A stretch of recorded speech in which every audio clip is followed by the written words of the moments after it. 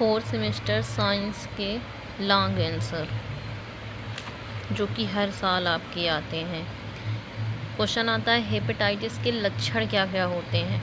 पीलिया, पेट दर्द, जी मतली, थकान आदि ये सब क्या होते हैं, हेपेटाइटिस के लक्षण होते हैं। ये लीवर का सूजन है, प्रारंभ में भूख ना लगना, जी मिचलाना, वमन के साथ तीव्र ज्वर का मतलब बुखार, सिर दर्द तथा जोड़ों में दर्द होता है। और इसके कारण क्या क्या होते हैं, ये वायरस शराब, जहरीले रसायन या कुछ दवाओं की वजह से होता है। मतलब इसे किस कारण से होता है, जैसे शराब पीने से, जहरीले रसायन लेने से या कुछ दवाओं से उस कारण होता है। फिर क्वेश्चन आता है जैव विकास किसे कहते हैं। जीवों में समय के साथ होने वाले बदलाव, जैव विकास किसे कहते हैं, जीवों में समय के साथ होने वाले बदलाव को जैव विकास कहते हैं। यह एक धीमी गति से होने वाला क्रमिक बदलाव है। जैव विकास के सिद्धांत को चार्ल्स डार्विन ने दिया था। जैव विकास के सिद्धांत से पता चलता है कि सभी जीव सूक्ष्म आनुवंशिक अंतरों के प्राकृतिक चयन द्वारा बने होते हैं। जैव विकास के सिद्धांत क्या क्या होते हैं, लैमार्कवाद,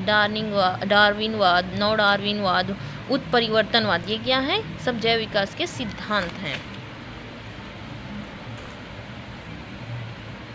जैविक घटक क्या क्या होते हैं। जैविक घटक जीवित प्राणी है जो अपने पर्यावरण में अन्य प्रजातियों पर प्रत्यक्ष या अप्रत्यक्ष रूप से प्रभाव डालते हैं। उदाहरण के तौर पे जैसे पौधे, जानवर, सूक्ष्मजीव, साथ ही उनका जो भी कचरा शामिल है। एक पारिस्थितिकी तंत्र के अजैविक घटकों में सभी रासायनिक और भौतिक तत्व यानी गैर जैविक घटक शामिल हैं।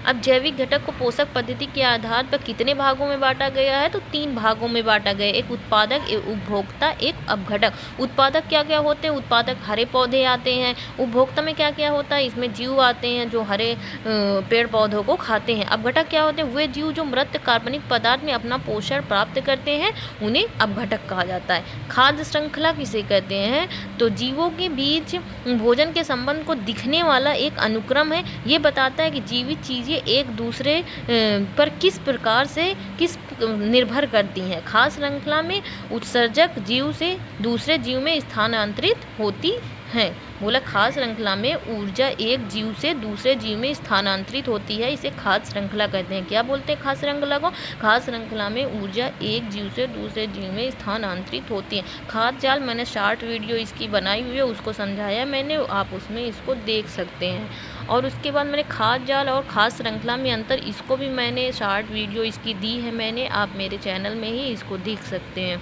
फिर क्वेश्चन आता है अयस्क से धातु का निष्कर्षण। अयस्क से धातु निकालने के लिए कई प्रक्रियाएं अपनाई जाती हैं। इनमें अयस्क का सांद्रण, भूनना, निस्तापन, अपचयन, विद्युत अपघटनी शोधन और विद्युत अपघटनी अपचयन जैसी प्रक्रियाएं शामिल होती हैं। अयस्क से धातु निकालने की प्रक्रियाएं क्या क्या होती हैं।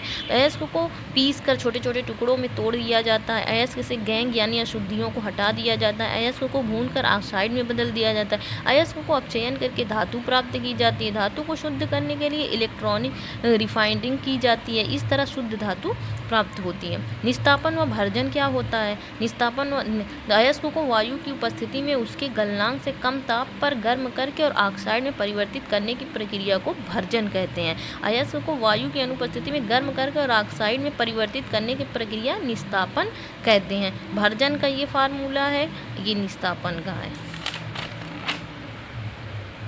अब मेरी आपको और भी कई सारे क्वेश्चंस अगर चाहिए तो मैं आपको दूंगी। इसके लिए आप मेरे चैनल को लाइक एंड सब्सक्राइब करें।